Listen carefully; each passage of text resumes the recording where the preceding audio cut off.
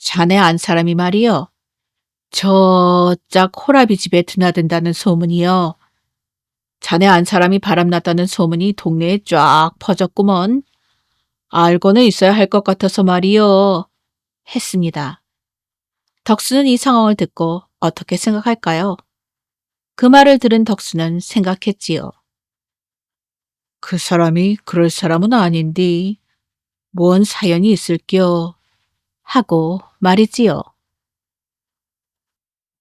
오늘은 관상을 소재로 이야기를 해보려고 합니다.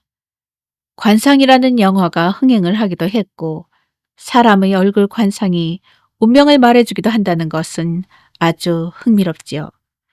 누군가는 관상으로 자신의 미래를 예측해 보기도 하고, 그것을 믿기도 합니다.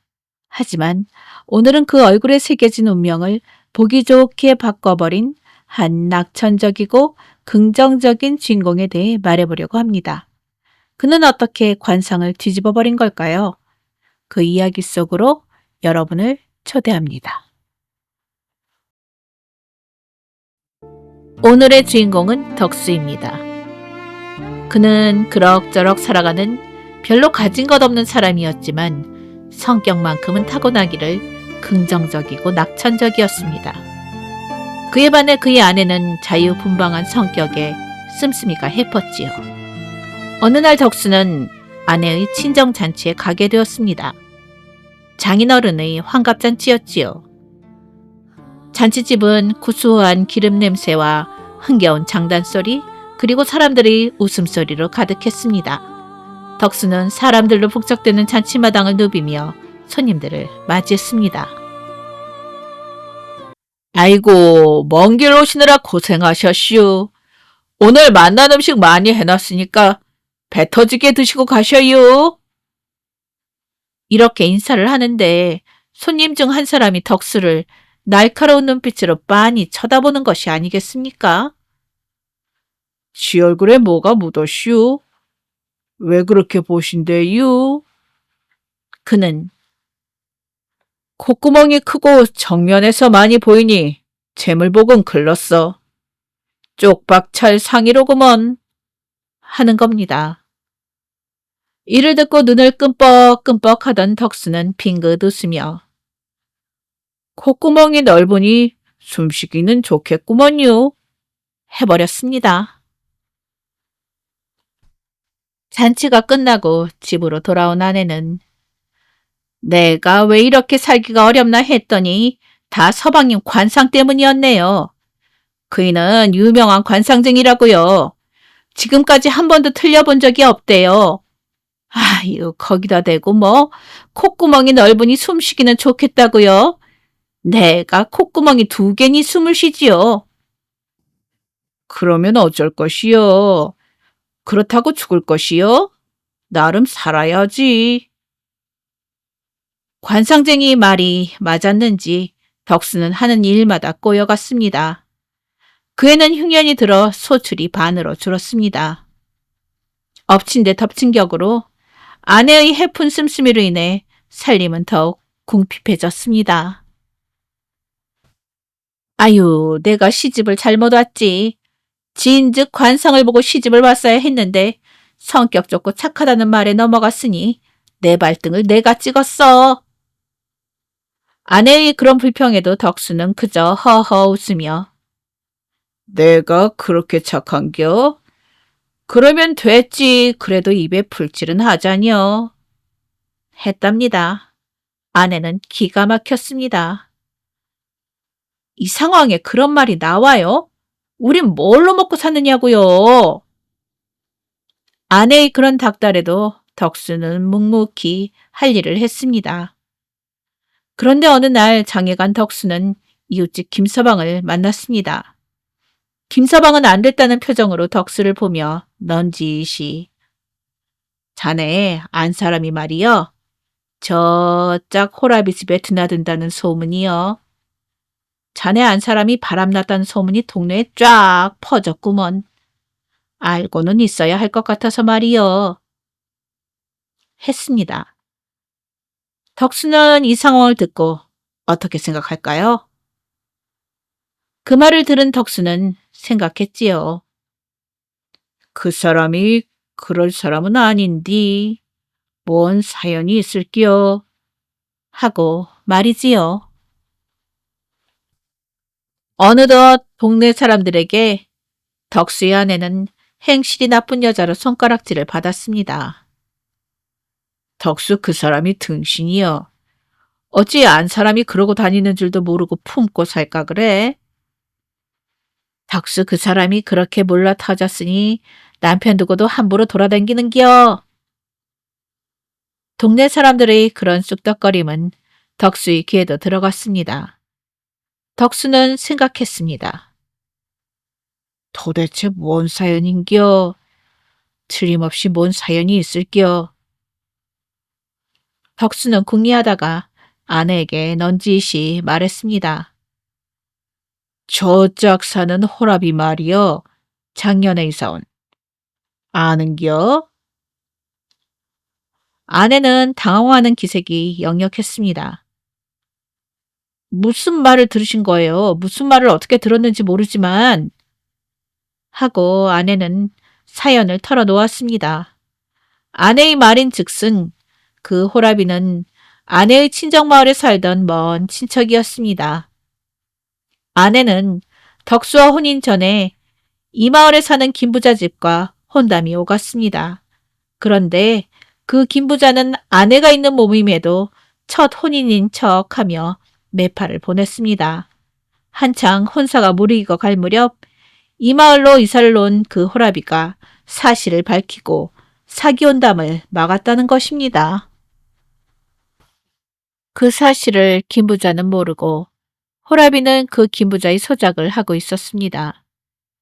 그래서 고마움을 표하려 호라비 집을 찾아가면서도 친척임을 밝힐 수 없었다는 것입니다. 그랬구먼. 그래서 임자와 내가 맺어질 수 있었던 거구먼. 덕수는 동네 사람들이 소문을 잠재울 방법을 고민하다가 그 호라비를 찾아가 주막에서 같이 술을 마실 것을 제안하고 자신의 친척인 척 해달라고 부탁했지요. 그리고는 둘이 평상에 앉아 큰 소리로 이야기를 나누었지요. 당수걸은 그동안 몰래 뵈서 손 거구먼요. 안 사람 아니었으면 쭉 모르고 지낼 뻔했어요. 그거야 당연하지. 우리 집안과 자네 집안이 자네가 어렸을 때부터 척지고 지냈으니. 그 자리에서 그 말을 들은 동네 사람에 의해서 그 이야기가 번져가 아내에 관한 사람들의 오해는 자연스럽게 풀렸답니다. 아내는 그 이후 덕수의 배려에 감동해 더 이상 덕수의 관상을 불평하지 않게 되었지요. 그런데 문제가 생겼습니다. 안 그래도 어려운 살림에 아내가 호라비에게 쌀을 퍼주다 보니 쌀떡이 비어 쌀겨만 남은 겁니다. 덕수는 쌀겨라도 남은 게 어디요. 쌀겨죽은 먹을 수 있잖여. 했습니다. 마침내 마지막 남은 쌀겨로 죽을 끓여 방으로 가져가려 할 때였습니다. 병든 고양이 한 마리가 방문 앞에 쓰러져 있었습니다. 덕수는 이 상황에 어떻게 할까요? 역시 덕수는 병든 고양이를 지나치지 못했습니다. 우리는 좀 굶어도 되지만 이놈은 이거라도 안 먹으면 죽을겨 하며 마지막 남은 쌀겨죽을 고양이에게 먹였답니다. 그때 지나가던 땡중이 그것을 보았지요. 그는 마을 사람들 사이에서 땡중으로 불렸답니다. 늘 남루한 차림에 스님으로서의 계율에 얽매이지 않았거든요. 그는 덕수에게 다가왔지요. 그리고는 빤히 쳐다보았습니다. 그 마음상이 참으로 잘생겼구나 하고는 지금은 쌀떡에 쌀이 비었을지언정 앞으로는 쌀떡이 넘쳐날 것이로다 하는 것이 아니겠습니까?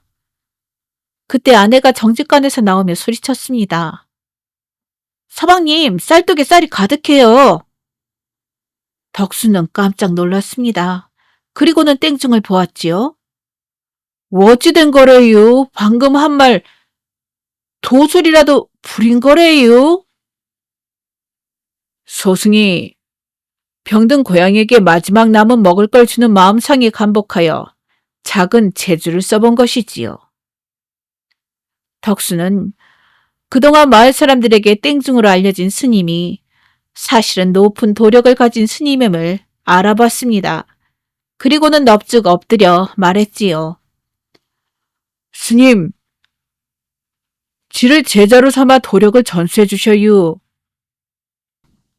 허허, 거사님은 도력보다는 손재주가 좋으니 그걸 살려 물건을 만들어 팔면 필시 성공할 것입니다. 하고 말했습니다. 지가 손재주가 좋다고요? 그것은 도시 생각해 본 적이 없는디. 암튼 고맙구만요. 그렇게 해보지요. 그 이후 덕수는 우선 짚을 구하여 집신을 만들었습니다. 과연 스님의 말대로 덕수는 손재주가 좋아서 그가 만든 집신은 불티나게 높은 값으로 팔려 나갔습니다.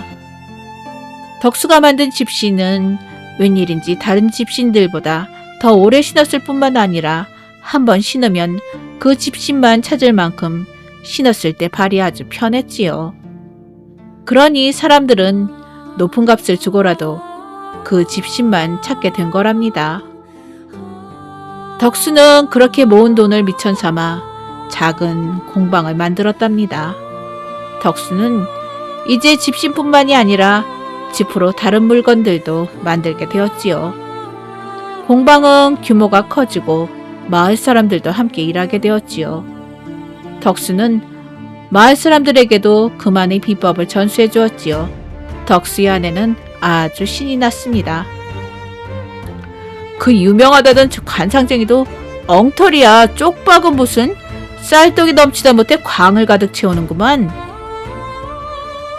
덕수의 살림이 부유해지는 것을 넘어 마을이 부촌이 되어 다른 마을 사람들이 부러워하게 되었답니다.